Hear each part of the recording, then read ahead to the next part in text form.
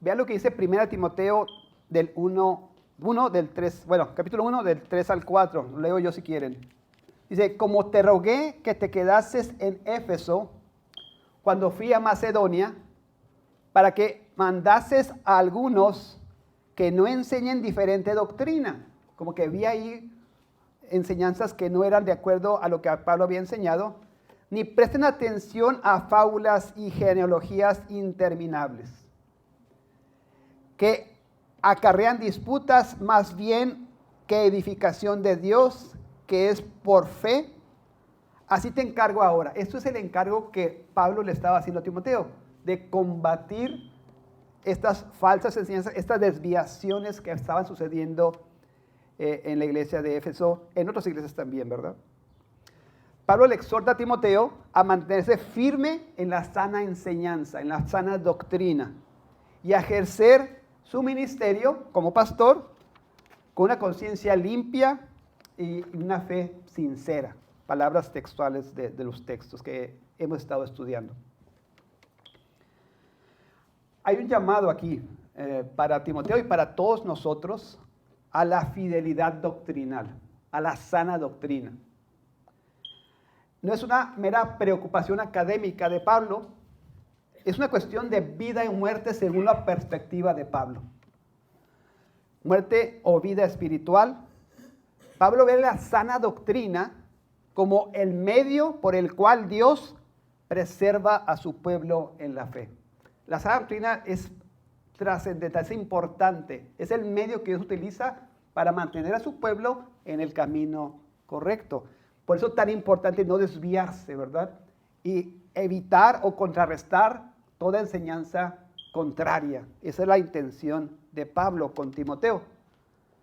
En los capítulos 2 y 3 que ya hemos visto, Pablo continúa delineando el orden y la conducta apropiada dentro de la iglesia. Ya vimos las instrucciones o específicas sobre la oración, sobre el rol de los hombres, el rol de las mujeres en la iglesia, o sea, cuidando la sana enseñanza y no la desviación.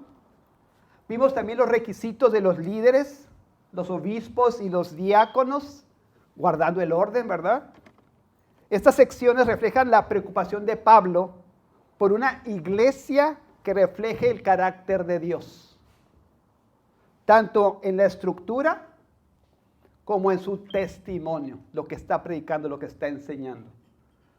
O sea, nos da instrucciones en los capítulos anteriores de cómo deben comportarse los varones, cuál es el rol de las mujeres, cómo deben ser los líderes, los pastores, los diáconos. O sea, está estructurando para que Timoteo pueda, en ese patrón, dirigir la iglesia. Y que todos nosotros estemos conscientes de esas estructuras, de esas enseñanzas, y cuidemos que se sigan de esa manera. Pablo manda establecer un orden eclesiástico que refleje la gloria de Dios y que esté a la par de lo que es verdadero, de lo que es sano, de lo que es bíblico.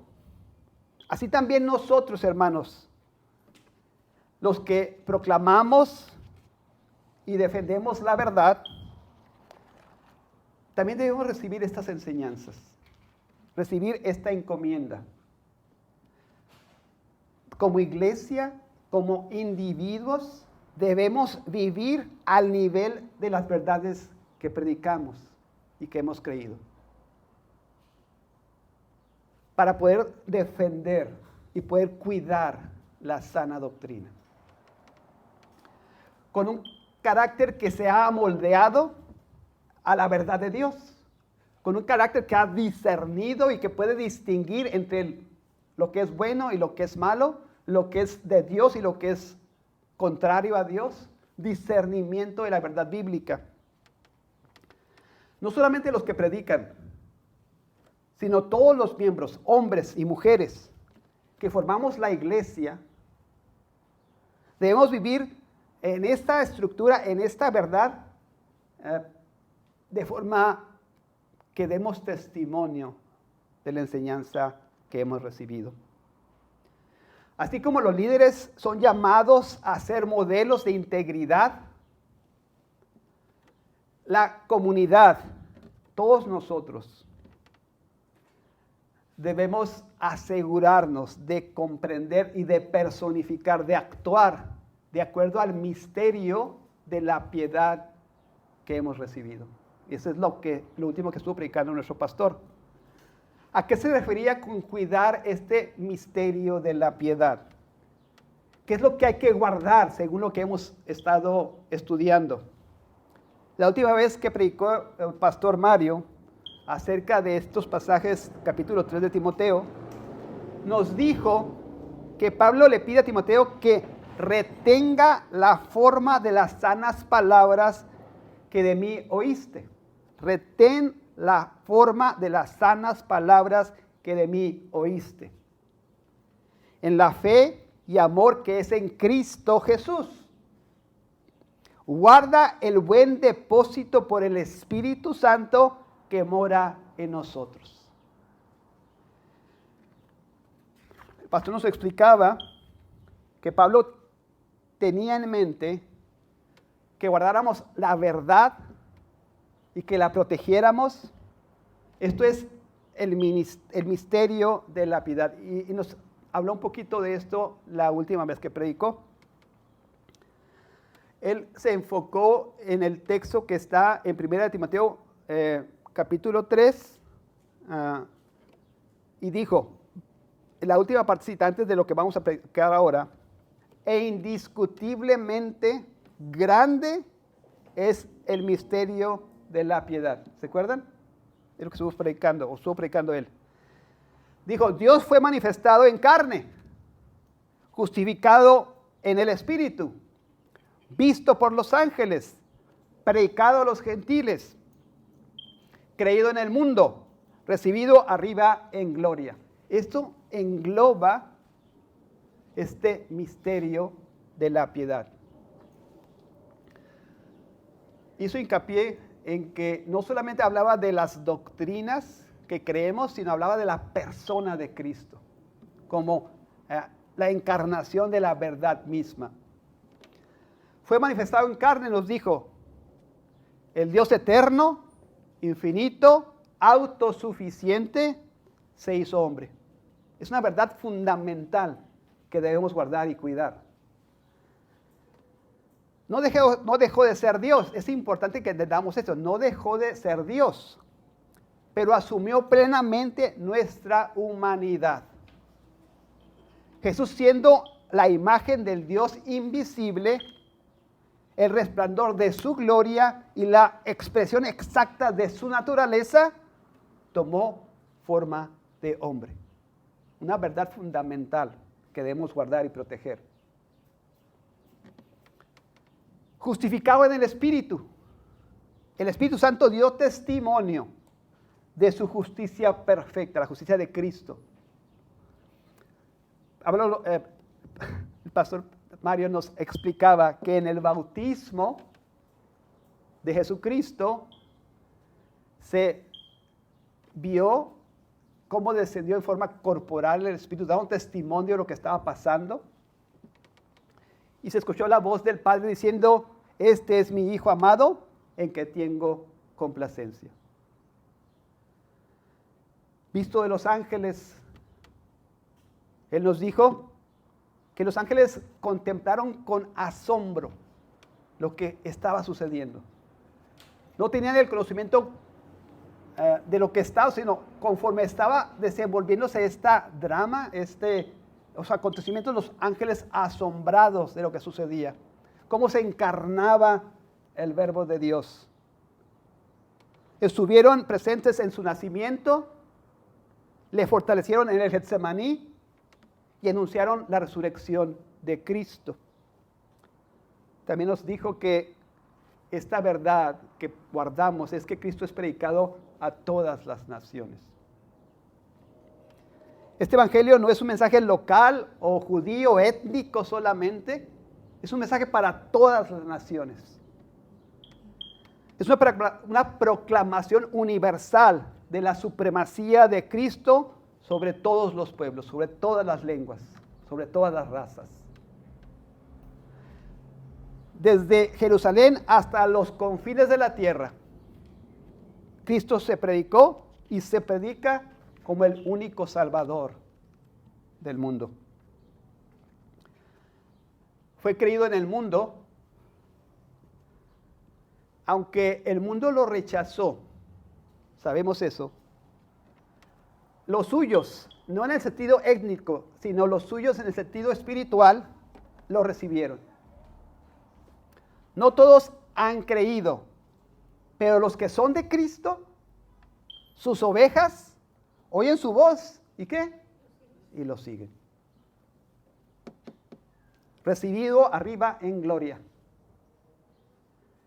Cristo no solo murió y resucitó, sino que ascendió victorioso al cielo. Fue entronizado, fue glorificado. Se sentó a la diestra del Padre como nuestro sumo sacerdote y entró al lugar santísimo con su propia sangre, asegurando así nuestra redención eterna. Esta es la obra completa y el ministerio de la piedad que nos explicaba nuestro pastor Mario la semana pasada. Es la verdad que guardamos, esta es la verdad que debemos cuidar y no dejar que vengan doctrinas contrarias a ser enseñadas aquí o a recibirnos en nuestra mente, ¿verdad? En este contexto de proteger y de guardar la sana doctrina contra las falsas enseñanzas y en este llamado a una vida piadosa y ordenada según los patrones que nos da Pablo, es que en el capítulo 4 Pablo profetiza que en los últimos tiempos algunos apostatarán de la fe. Es el tema que vamos a revisar ahora. Dice que apostatarán de la fe siguiendo espíritus engañadores y doctrinas de demonios. Hermanos, pastor hizo hincapié, sabiendo que somos columna y baluarte de la verdad.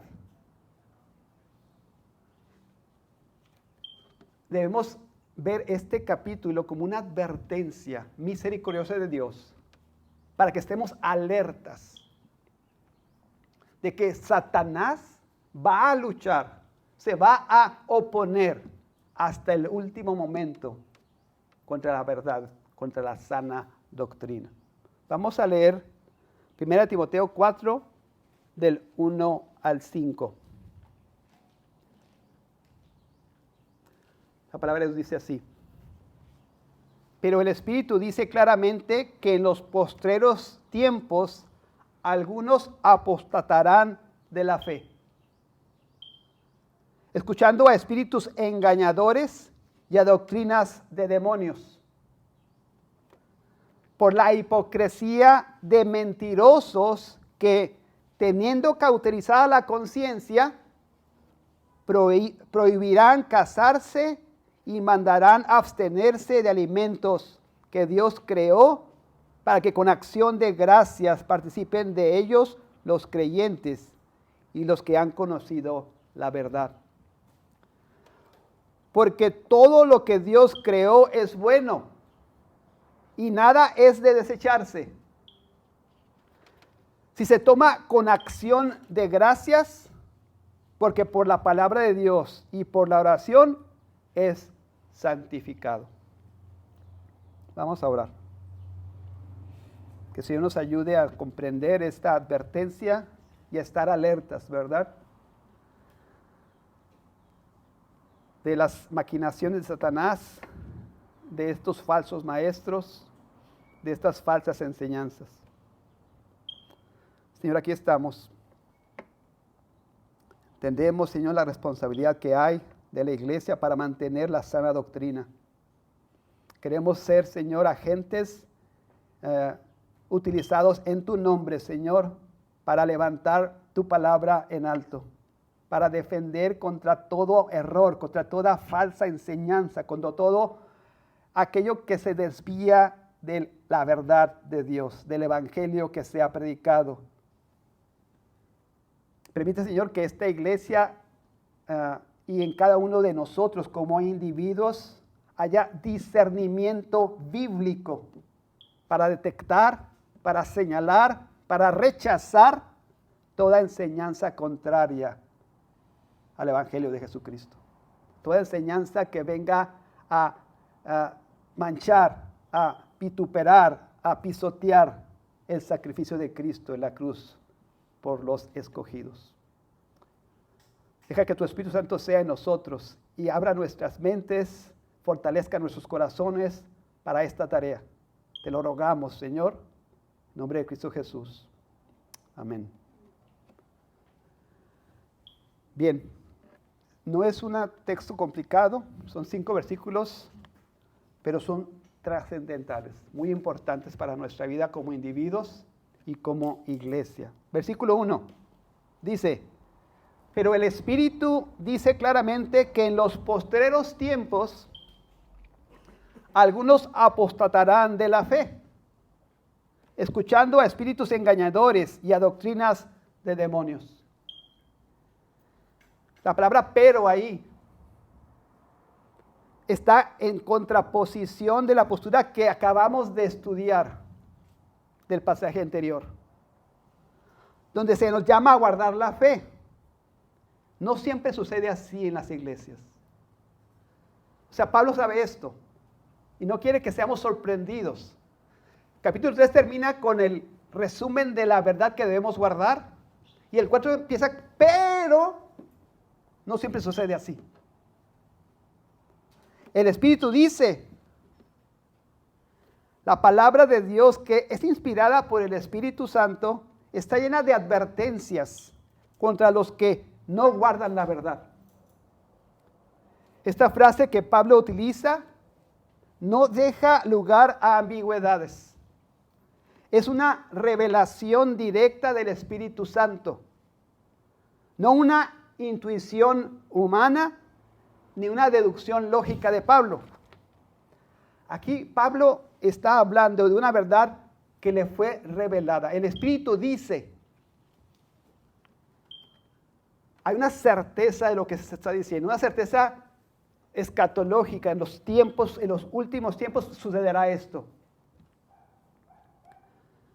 Habrá apostasía. Muchos abandonarán la fe. También lo dijo Jesucristo. Voy a ir a Mateo 24:5, no es necesario que vaya allá, pero voy a ir a Mateo 24:5. Dijo Jesucristo, porque vendrán muchos en mi nombre, diciendo, yo soy el Cristo. Y a muchos engañarán. El 11, y muchos falsos profetas se levantarán y engañarán a muchos. Y por haberse multiplicado la maldad, el amor de muchos se enfriará. Pablo en Hechos, advertido también por el Espíritu Santo, dice lo mismo.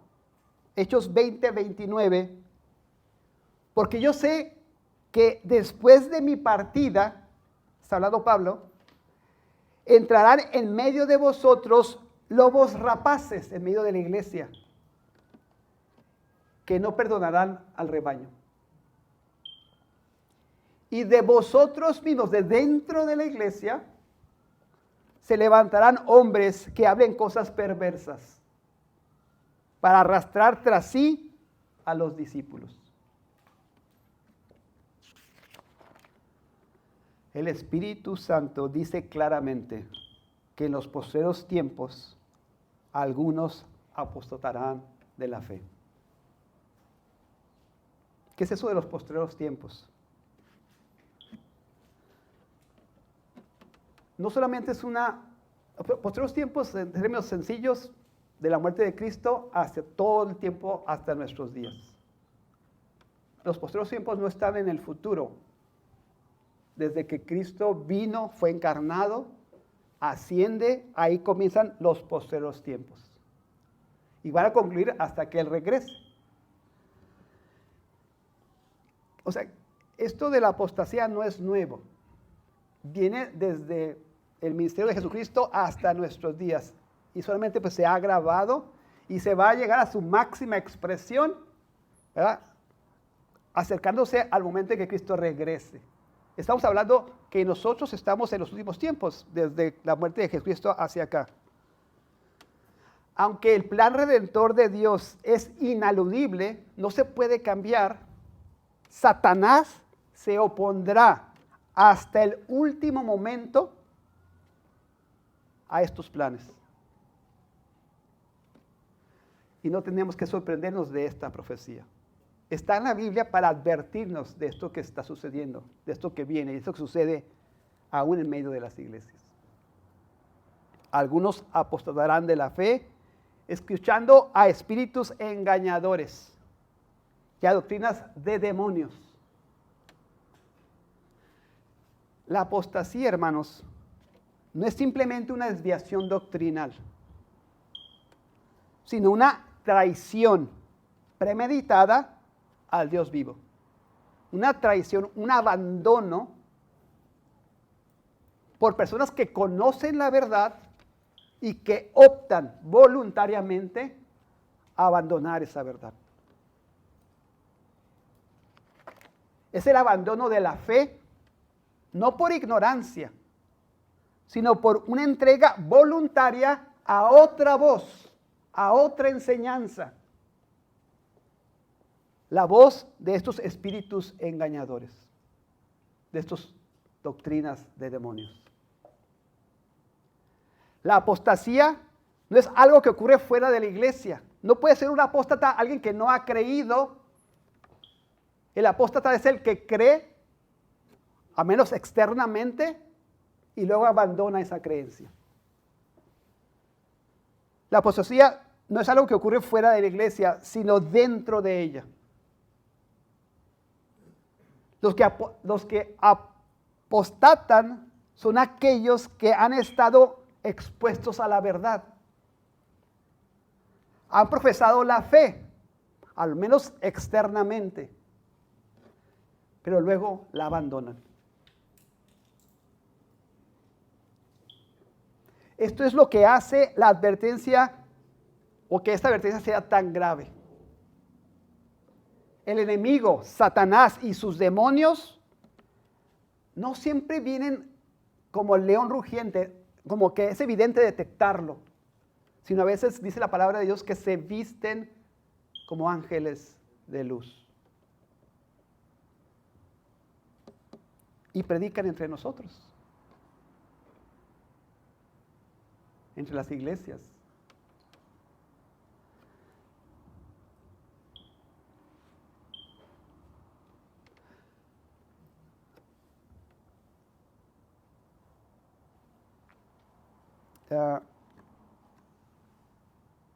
Usted puede preguntarse, entonces, ¿cómo sé que no voy a apostatar? Los verdaderos santos, hermanos, los verdaderos hijos de Dios, son aquellos que perseveran hasta el fin. Lo hemos explicado, o se ha explicado bastante. Los que no lo hacen, nunca fueron verdaderamente santos, verdaderamente regenerados. O sea, puede haber una profesión de fe. Puede decir alguien, yo creo en Cristo, de forma externa, intelectualmente, pero no ha sido transformado internamente. Ese grupo que cree, ¿sí me explico? Es el que puede apostatar de la fe. Están expuestos a la verdad, conocen la verdad, y luego escuchan otra voz y niegan la verdad de Dios por ir tras aquella otra voz. Así que como santos estamos llamados a vivir en vigilancia espiritual, diligentemente. En forma constante debemos ocuparnos de conocer a profundidad este ministerio de la piedad que fue explicado en semanas pasadas. Estas verdades que predicamos, estas verdades que abrazamos. Debemos conocer la verdad. No solamente las doctrinas, sino la persona que personifica la verdad, Cristo Jesús. Así hincapié nuestro pastor. Para protegernos de estos espíritus engañadores. La vida cristiana, hermanos, no es una caminata pasiva, sino una guerra activa. Una batalla que luchamos en nuestra mente, en el corazón y en nuestros afectos. No debemos permitirnos desviaciones que nos alejen de la belleza de nuestro Señor Jesucristo.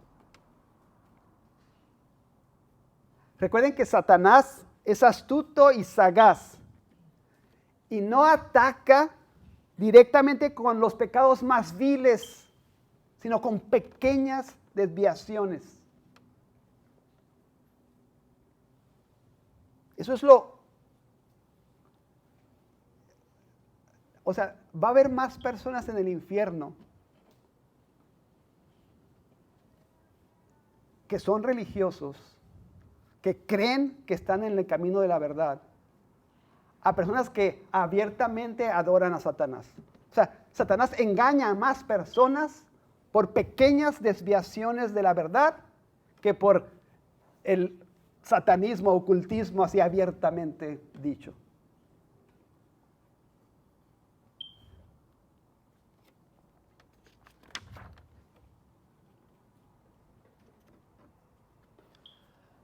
Dicho esto, una consideración importante es que los hijos de Dios no necesariamente son los más eruditos o los más conocedores de las doctrinas. O sea, no es el conocimiento por el conocimiento mismo, pero estos que son hijos de Dios han sido transformados, han sido regenerados, han sido convertidos, ¿verdad? Rescatados, hechos una nueva criatura. Eso es lo que distingue a un hijo de Dios. Nos corresponde a nosotros, como hijos de Dios, aferrarnos a estas verdades como son predicadas en la palabra, como son expuestas por los apóstoles, por Jesucristo a través de la historia de la iglesia. Escuchen lo que dice John Owen. La apostasía comienza en el corazón antes que manifestarse en nuestra vida. Es el abandono de la comunión con Dios, el enfriamiento del afecto y la pérdida de deleite en Cristo Jesús.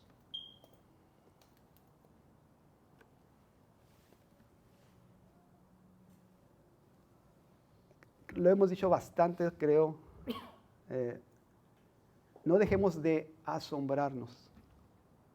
No dejemos de alimentar esta relación que tenemos con el Señor, de deleitarnos en Cristo Jesús. O sea, la apostasía empieza en pequeñas dosis de estos abandono de los deleites en Cristo, y luego vamos cayendo más y más y más, si así lo permitimos. Pero el Espíritu dice claramente que en los posteriores días algunos apostarán de la fe, escuchando a espíritus de demonios y a doctrinas de demonios. Vamos a ver el versículo 2. Estos engañadores, espíritus engañadores y doctrinas de demonios, lo hacen por la hipocresía de mentirosos que teniendo cauterizada la conciencia. O sea, estas son doctrinas de demonios, pero usan a hombres, ministros, que son hipócritas y mentirosos, es lo que está diciendo. Y que estos hombres hipócritas y mentirosos han abandonado tanto la verdad que tienen su conciencia cauterizada. Es lo que está diciendo Pablo. Aquí nos está revelando el mecanismo por el cual la apostasía se infiltra en la iglesia. Es por la hipocresía de estos maestros mentirosos. Pablo no suaviza el lenguaje.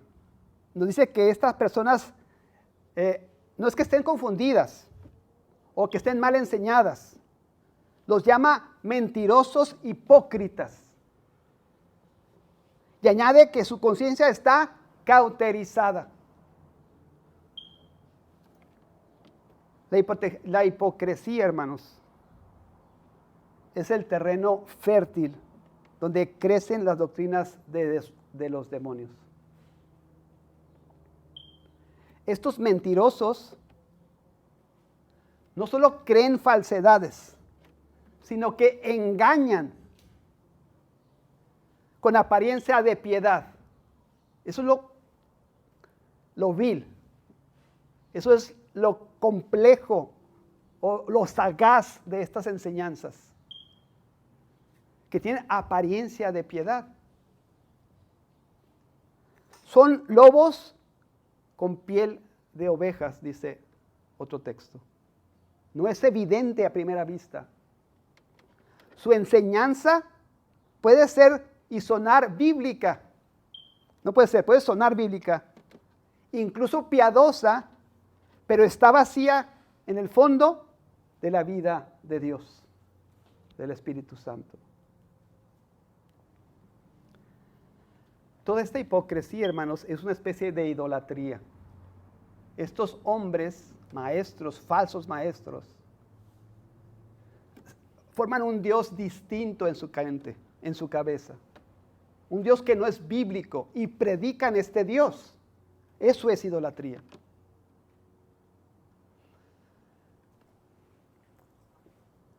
Todas las falsas religiones están detrás de estas falsas religiones, son estos espíritus engañadores, estos demonios, estas doctrinas demoníacas. Detrás de toda falsa religión están esta estrategia de Satanás para destruir al pueblo de Dios, para engañar. Y no solamente estamos hablando de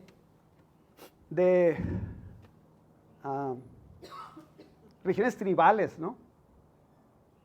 O religiones obviamente paganas. Estamos hablando de toda religión, incluyendo la Iglesia Católica, que añade cosas al Evangelio que no son bíblicas, que no son enseñanzas sanas, que no son enseñanzas de Dios. Todas son instrumentos de Satanás para condenar, para hundir.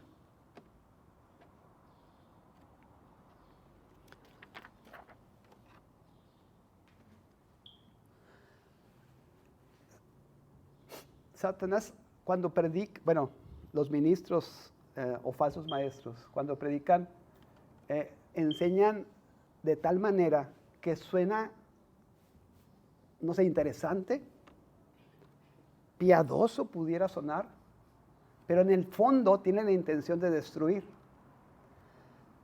Cuando Satanás tienta a Eva, ¿qué le dice? Le promete a Eva que iba a ser igual a Dios o semejante a Dios. No suena como algo malo, pero Satanás, ¿qué tenía en mente detrás de esa enseñanza? Destruir, robar la gloria de Dios. Entonces, esa es la mentalidad de estas doctrinas engañosas. Presentan algo que parece bíblico, que parece piadoso, pero detrás de eso está la intención de destruir, de engañar. Toda falsa religión hace eso.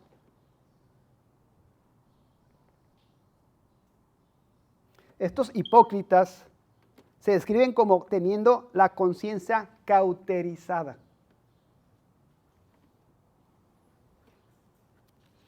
¿Cómo puede una persona pararse al frente y sabiendo que está aplicando herejía, presentarlo como algo de Dios? Tiene la conciencia cauterizada. O sea, han estado expuestos tanto al error, tanto al pecado y no arrepentirse del pecado, que su conciencia está muerta, cauterizada. La imagen es gráfica, como una herida quemada que no siente dolor. Así está la conciencia de estos falsos maestros. Han sido insensibilizados por el pecado, endurecidos por la repetición de la mentira, hasta que ya no sienten remordimiento ni temor de Dios.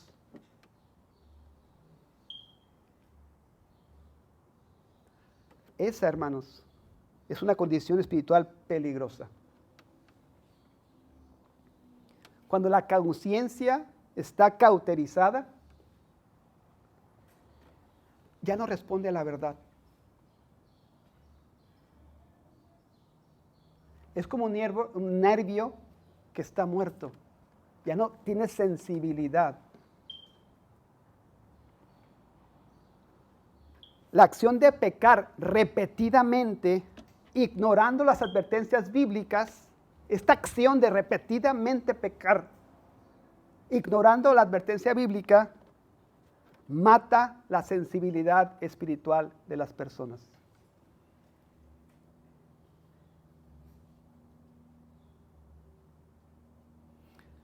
La conciencia, en el sentido moral, ha sido implantada en cada ser humano por Dios. Es el testigo interno que nos acusa o defiende las acciones que realizamos. Pero esta conciencia puede ser deformada, endurecida, incluso destruida, cuando se ignora repetidamente y esta se vuelve insensible. Un ejemplo bien sencillo: una persona que miente por primera vez puede estar nerviosa, sudando, enrojecida o ¿cómo le llaman? Ruborizada, no enrojecida. Pero si esa persona continúa mintiendo y otra vez, y otra vez, y otra vez, va a llegar el punto en el que su conciencia ya no lo va a acusar. Su conciencia ya no lo va a acusar.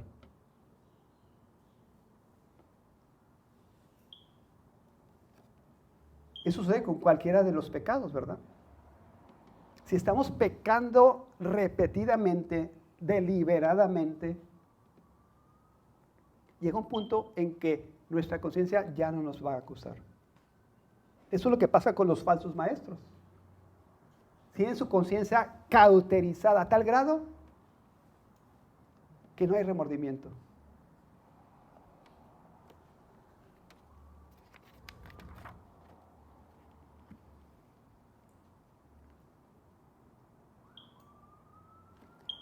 Un teólogo dice: la conciencia es el centinela del alma. Si se le silencia, el alma queda expuesta a todo mal sin defensa.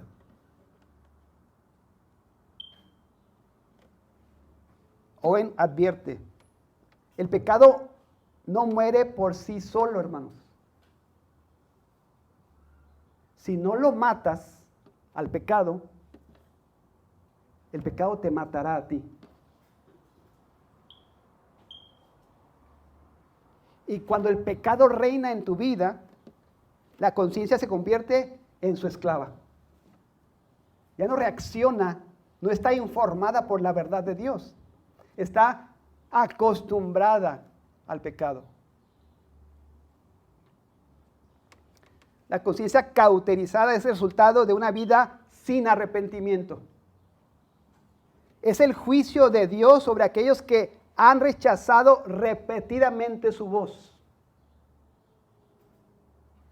Dios retira su misericordia y ya no les concede el don del quebrantamiento.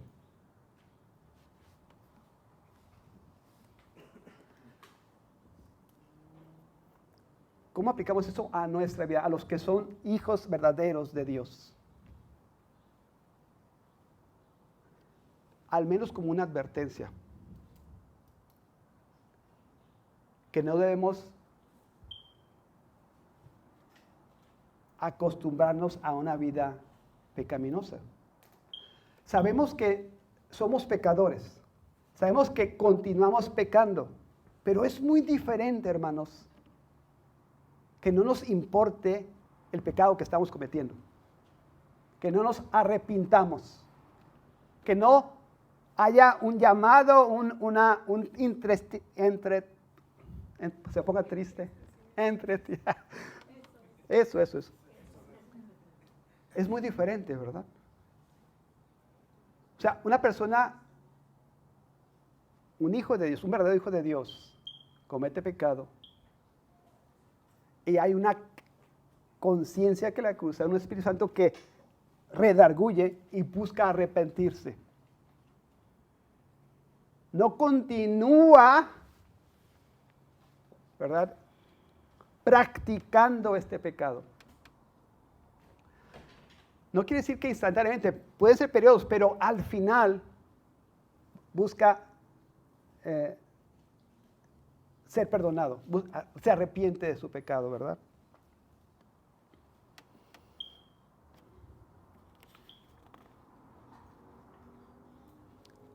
Piper dice, actuamos hipócritamente cuando separamos, divorciamos lo que sabemos que es verdad de lo que deseamos que sea verdad. A veces nuestro corazón, hermanos, dice, está bien, pero sabemos por la instrucción bíblica que no está bien. Nuestro corazón nos puede engañar. Nuestro corazón nos puede llegar por caminos que no son bíblicos. Pero nuestra mente instruida en la palabra, o sea, cultivada en la palabra de Dios, nos debe reorientar al camino de Dios. La Biblia declara que el corazón humano puede ser engañoso. Es más, es engañoso. Nos susurra que tenemos derecho a lo que deseamos, que nuestros estudios o esfuerzos nos hacen merecedores de aquello que anhelamos.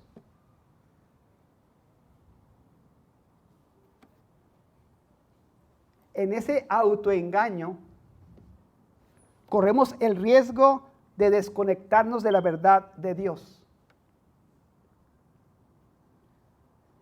y de sus normas para nuestra vida. Simplemente porque así lo sentimos en el corazón.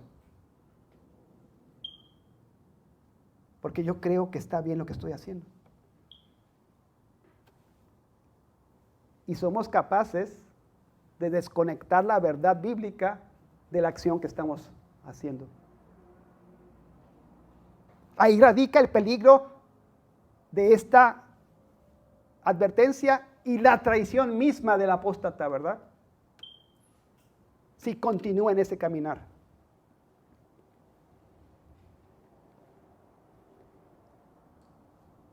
Conocemos lo que es verdadero y puro, pero elegimos seguir lo que dicta nuestro corazón.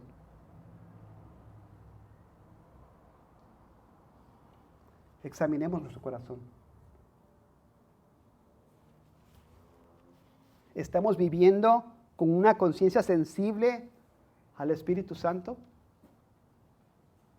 Mis proyectos, mis actividades, mis prioridades, ¿son de acuerdo a lo que es revelado en la palabra de Dios?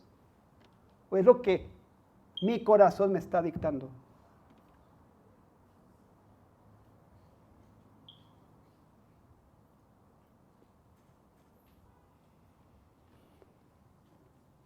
Hemos empezado a justificar lo que antes nos dolía hacer.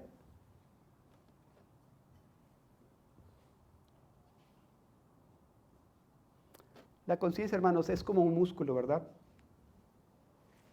Si no se ejercita con la verdad, se atrofia. Si se entrena con la mentira, se fortalece en ese error.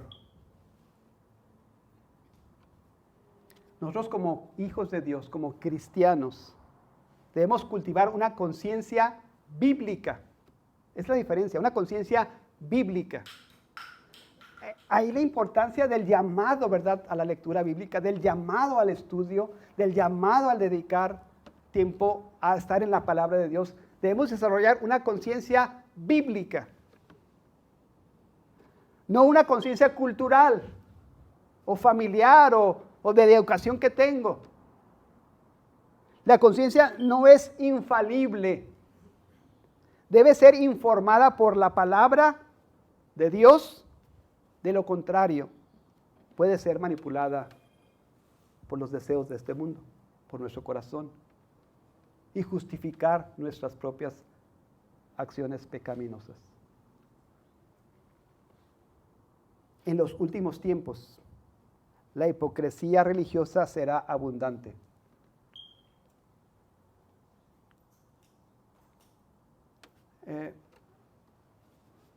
No será, hermanos, la persecución lo que dañe más a la iglesia, sino la corrupción interna. Los falsos maestros no vendrán con cuernos, ¿verdad?, como para identificarlos así inmediatamente, sino vendrán con Biblias. No negarán a Cristo abiertamente, sino que lo redefinirán sutilmente. Cristo, pero agrega esto. Sí, Cristo, pero tienes que hacer esto también. Cosas sutiles, pequeñas variaciones. Minimizar a Cristo, pero en vez de depender completamente de la obra de Cristo, dice, aparte agrega esta, como lo vamos a ver ahorita en el texto.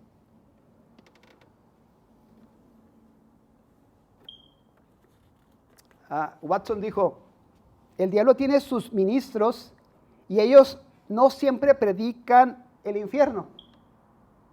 A veces predican el cielo, pero sin cruz, sin arrepentimiento, sin santidad.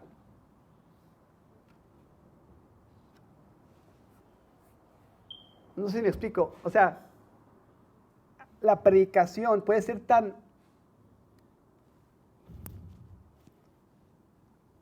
artificialmente piadosa, pero dicen,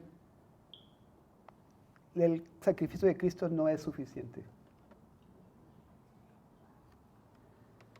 El arrepentimiento no es necesario. La santidad, no te preocupes de la santidad.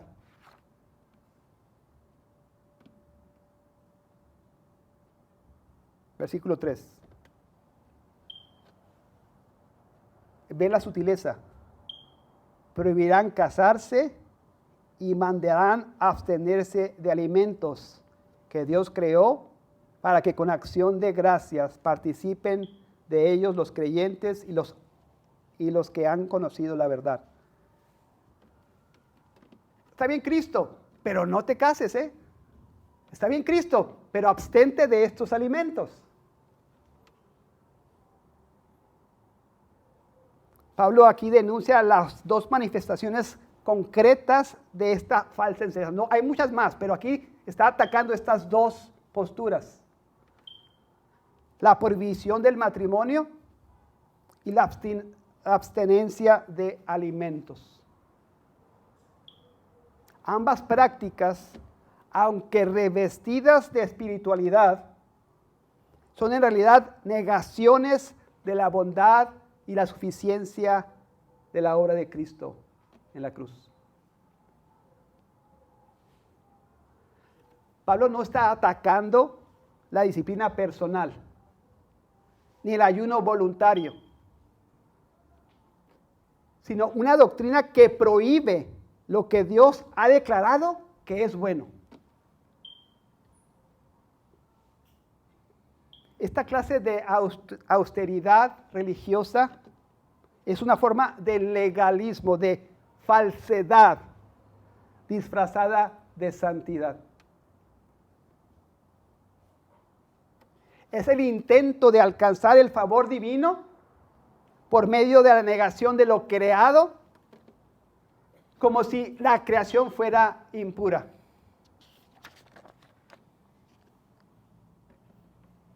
Pablo responde a esta afirmación radicalmente y dice: Dios creó estas cosas para que fueran disfrutadas con gratitud por los creyentes, el matrimonio y los alimentos.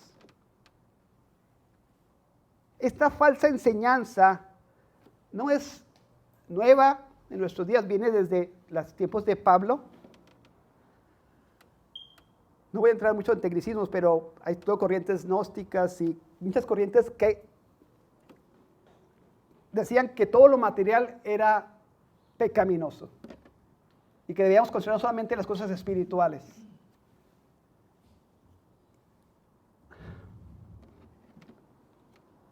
Esta visión lleva a despreciar el matrimonio y la comida, como si la espiritualidad verdadera fuera una negación de lo que es físico.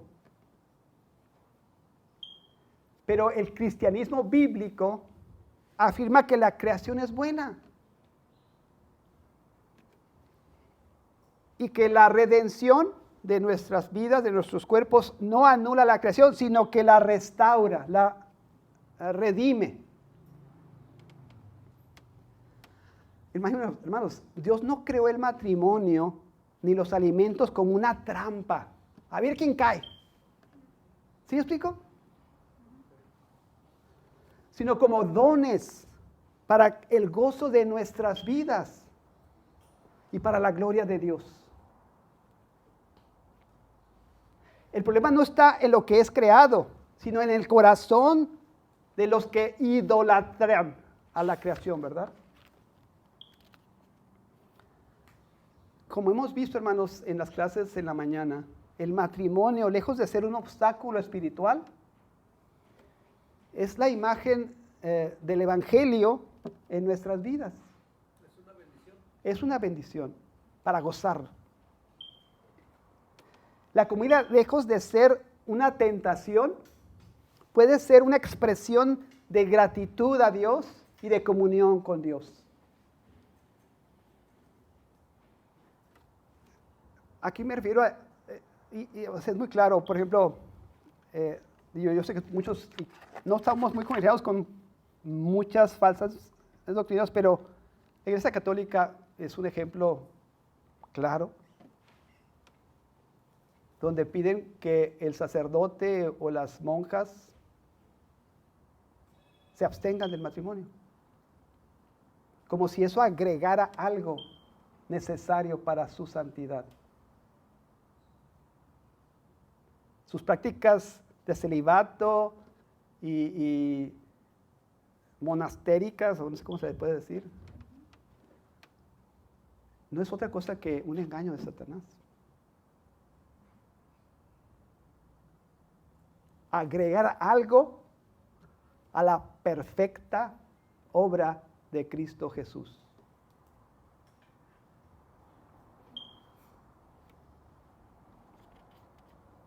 En este texto, Pablo introduce un principio muy profundo.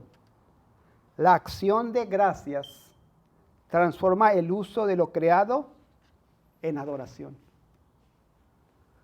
Si yo recibo alimento,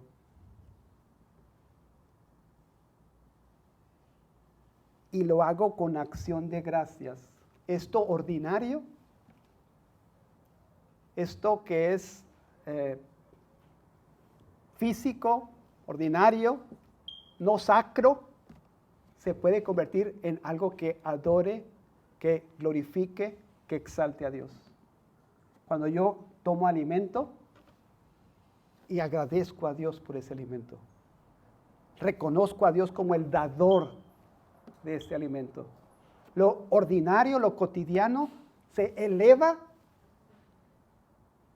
a ser santo.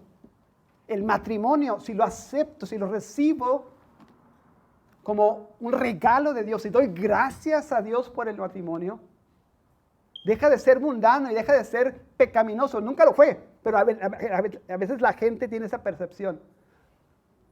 Y lo eleva al grado bíblico de santidad como don de Dios para nosotros.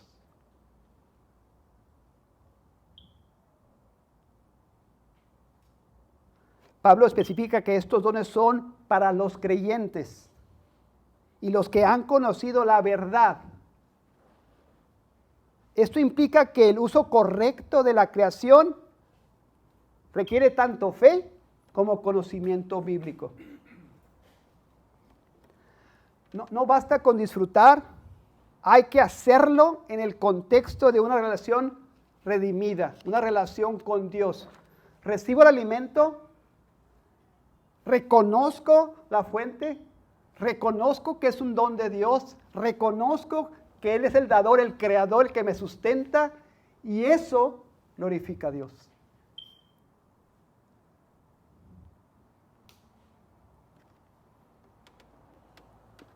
A eso me refiero, hermanos, en las clases, cuando digo que lo que entendemos de Dios debe transformar cómo vemos la vida, cómo vemos nuestro diario vivir. El simple cotidianidad de los alimentos es un momento para elevar, para exaltar, para glorificar a Dios. Cuando lo recibimos en gratitud, cuando reconocemos la fuente, cuando exaltamos al dador, elevamos nuestra vida ordinaria, cotidiana, al lugar que corresponde, al lugar santo que Dios quiere para nosotros, que Dios establece para nosotros. Cuando reconocemos el matrimonio como un don de Dios, como algo dado por Él y instituido por Él, elevamos el matrimonio al grado de santidad del diseño original de Dios. Lo ordinario.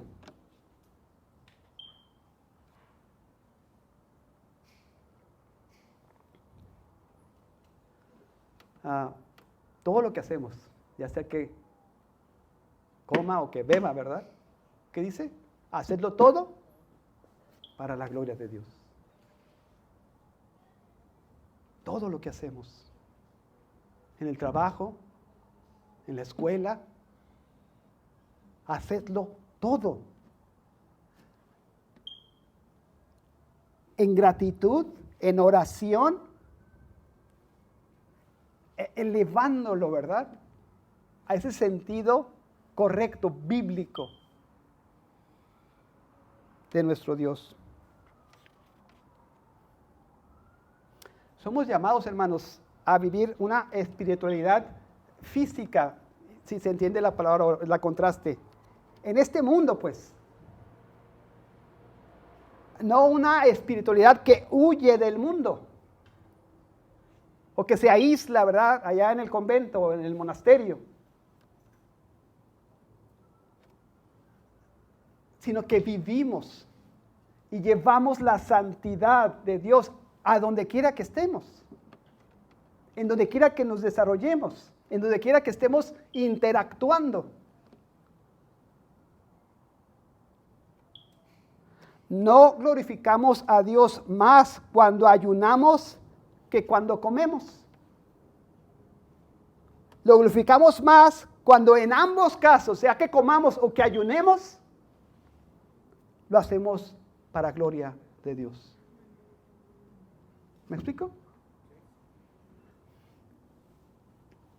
A veces viene gente y dice, no estoy en contra del ayuno.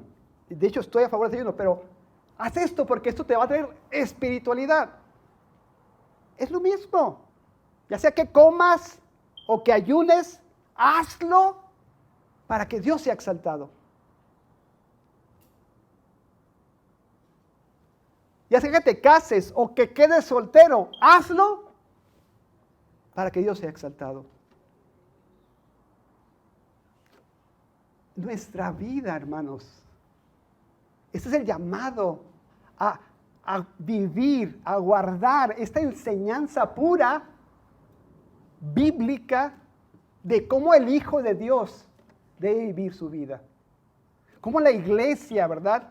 Sin legalismos, sin imposiciones humanas, debe vivir su vida. No agregamos cosas a lo que ya Cristo hizo por nosotros. Vivimos nuestra vida en la dependencia, en la confianza de lo que Cristo hizo por nosotros. Y a consecuencia, ¿verdad? Lo que hemos explicado y lo que hemos dicho en el matrimonio, en nuestras vidas, la iglesia, es consecuencia de lo primero.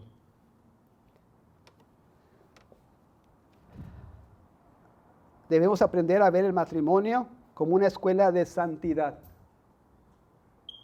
no como una distracción. Y ver la comida como una oportunidad para agradecer, no como una tentación.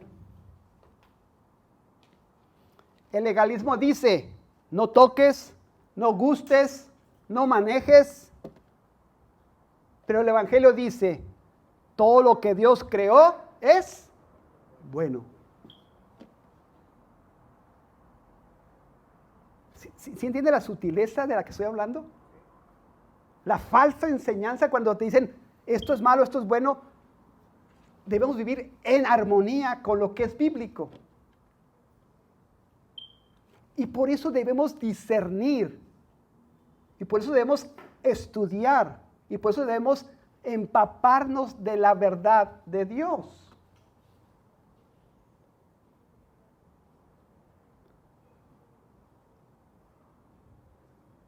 Tengo una cita de otro teólogo que no puedo pronunciar el nombre. El contentamiento no viene de tener poco o mucho, sino de recibir todo como de la mano de Dios. El alma agradecida convierte cada circunstancia en adoración. Buena o mala, abundancia o escasez, salud o enfermedad, una oportunidad para adorar a Dios. 4, versículo 4.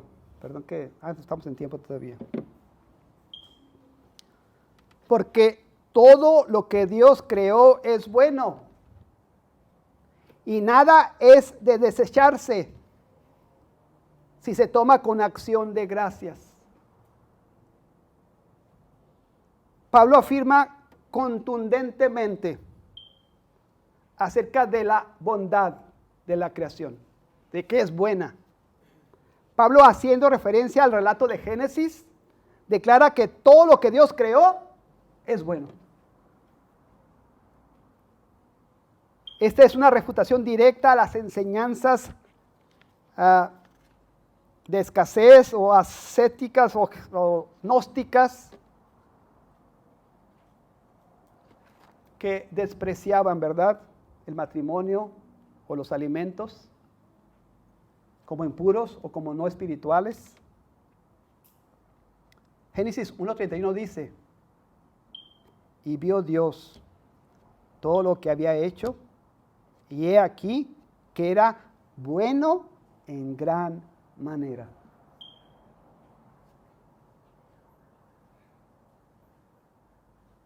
Esto te servirá para sustento, para alimentarte.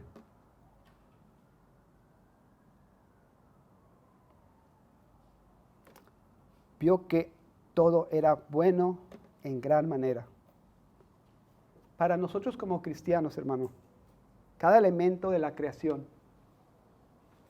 desde el pan que comemos hasta el abrazo de nuestro cónyuge, es una oportunidad para experimentar y expresar la bondad de Dios. O sea, no, la creación o lo físico no es un obstáculo para nuestra espiritualidad. Cuando lo hacemos en esta condición de agradecimiento, de gratitud, es una oportunidad para glorificar a Dios, para adorar a Dios. En lo que comemos, en el trabajo, en el matrimonio.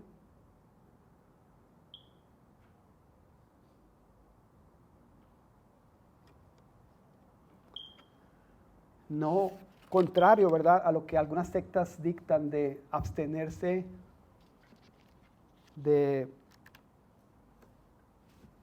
matrimonio o de alimento,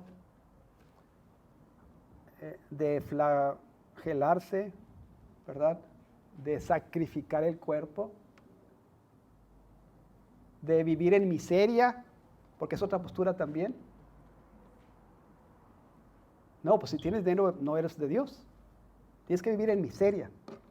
No, hermano. No es bíblico eso. Estamos tan condicionados por la Iglesia católica por miles de años, sobre todo en nuestra cultura latina, costumbres, ¿verdad?, de influencia de estas enseñanzas que marcan nuestra vida. Y el sexo es pecaminoso aún en el matrimonio. Eso enseña la Iglesia Católica. ¿El dinero es pecaminoso? No, no es pecaminoso. El dinero en sí mismo, ¿verdad? El uso, ¿verdad? Si es mi Dios, si yo idolatro eso creado, pero si lo estoy usando para exaltar a Dios, para glorificar a Dios, no es pecaminoso.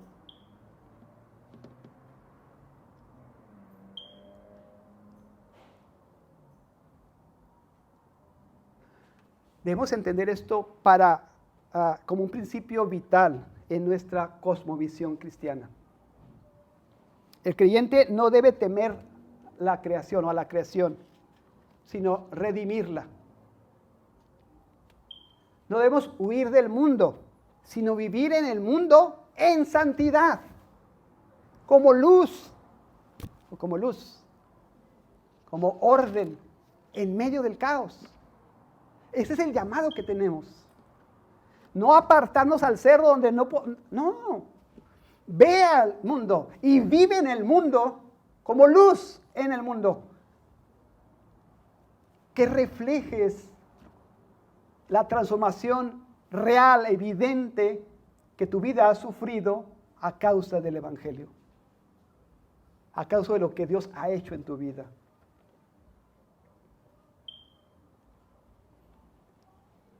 Nada es de desecharse, dice el texto. Esta frase es radical. Pablo no dice que algunas cosas son buenas, sino que todo lo creado por Dios es bueno. Esto incluye el matrimonio, la comida, el trabajo, el descanso, el arte, la música. Todo puede ser santo si se recibe con gratitud, en el contexto correcto, para los fines de exaltar a Dios, para los fines de glorificar a Dios.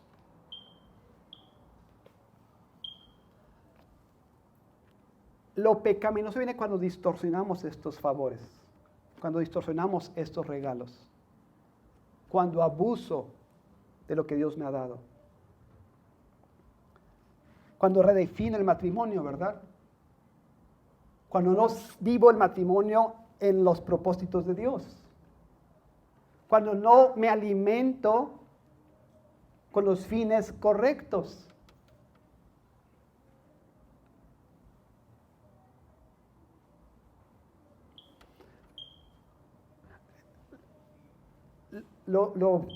Si no se lleva nada de esto más que, escuche esto, Satanás, hermanos, sabe que el plan de Dios es perfecto y no puede hacer nada al respecto, pero va a luchar hasta el último momento para arrastrar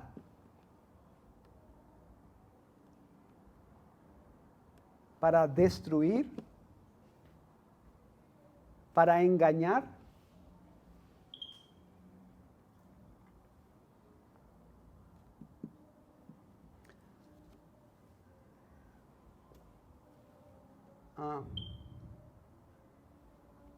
somos llamados a guardar estas verdades. Somos responsables de cuidar la enseñanza correcta, la enseñanza bíblica, como iglesia, como padres de familia, como líderes en el trabajo, donde quiera que estés. Y eso es a veces lo complejo o lo que no entendemos, creo. Corríjame. O sea, creemos que ser cristiano es venir aquí a la iglesia una hora el domingo para cumplir. Pero en casa, pero en lo que, cómo me divierto, en qué trabajo, o para qué uso el dinero que gano, eso yo lo voy a decidir. No, hermanos.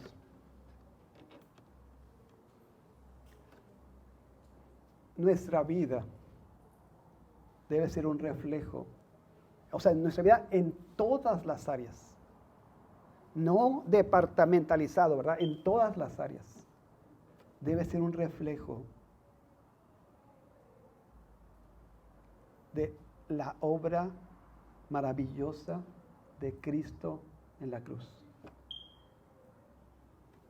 Nuestra vida debe estar regida por este evangelio que predicamos, por este evangelio que enseñamos, por este evangelio que hemos creído.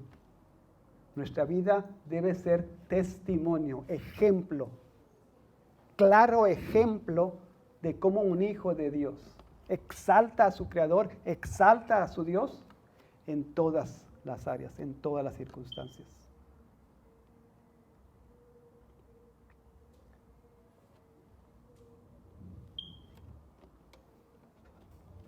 El alma agradecida no necesita mucho para estar llena. Un poco de pan, si viene de la mano de Dios, es un banquete. No sé si, o sea, es la forma en que percibimos las realidades que vivimos.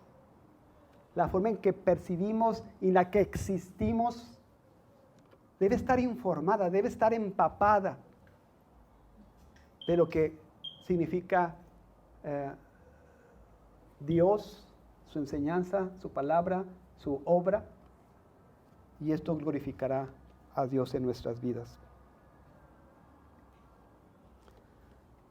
5, ya para terminar.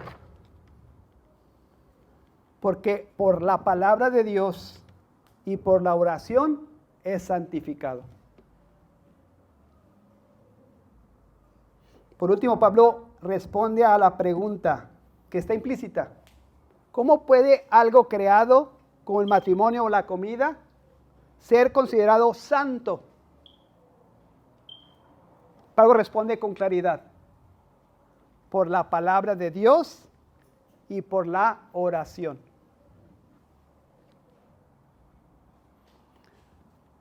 Aquí de lo que estábamos hablando, que hay un principio de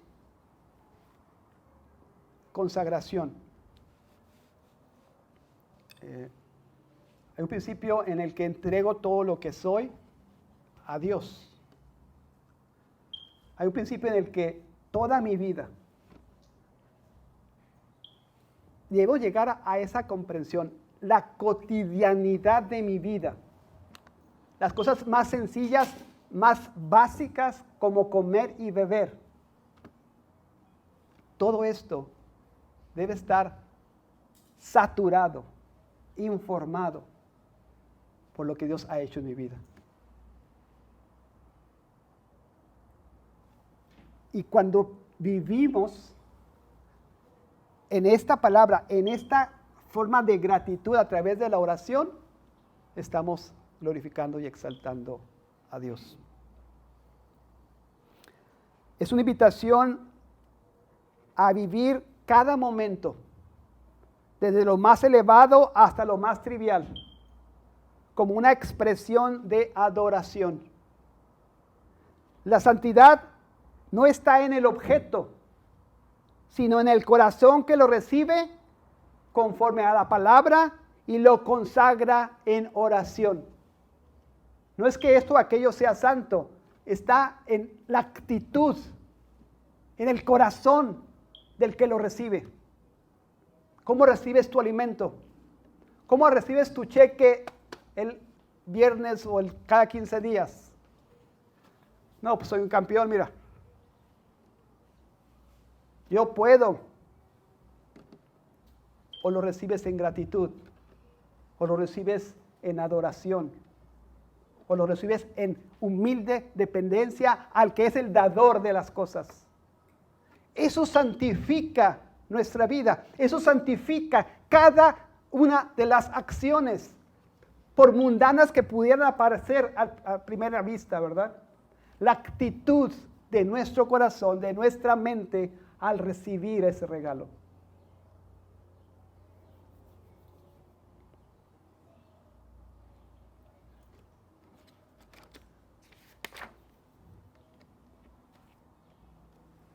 No estamos hablando, hermanos, de perdón por el tiempo, de una santificación mística, ni intrínseca en las cosas, sino más bien una santidad relacional. ¿Cómo se relaciona esto con Dios? ¿Cómo mi vida se relaciona con Dios? ¿Cómo este trabajo se relaciona con Dios? ¿Cómo este matrimonio se relaciona con Dios? ¿Cómo este alimento se relaciona con Dios? Eso es lo que santifica. Eso es lo que hace santo a las cosas.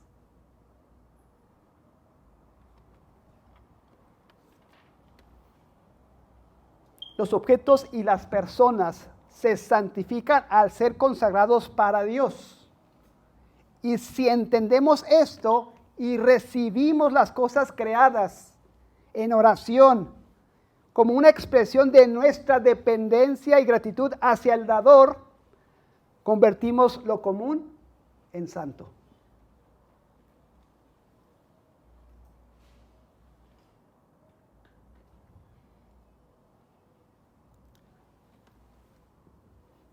No se confundan, porque luego hay como distorsiones también. Todo se puede distorsionar si lo dejamos.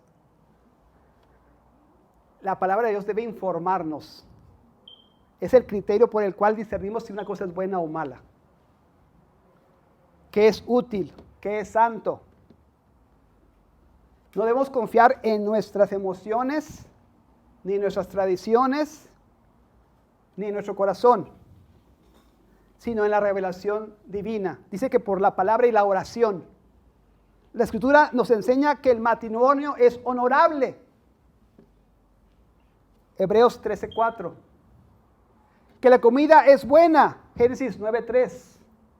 Que el trabajo es vocación, Colosenses 3:23. O sea, debemos ser informados por la palabra. Esto es lo que es bueno según la palabra. Esto es lo que es bueno según Dios. Y en oración lo recibimos como dependencia y como gracia y como regalo del dador de todas las cosas. Y eso santifica nuestras vidas. Guardemos, hermanos, estas enseñanzas, estas verdades que definen lo que somos, que definen nuestras vidas, que definen la palabra de Dios. Vamos a orar.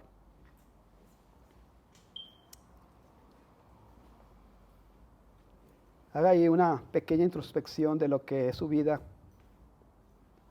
y cómo recibe los regalos de Dios, asumiendo que son derecho propio o en gratitud, en humildad, en dependencia al dador. Seamos cuidadosos. Tenemos un tesoro enorme que hemos recibido, la palabra de Dios. Debemos ser esta columna, este baluarte que levanta la verdad, que cuida la verdad.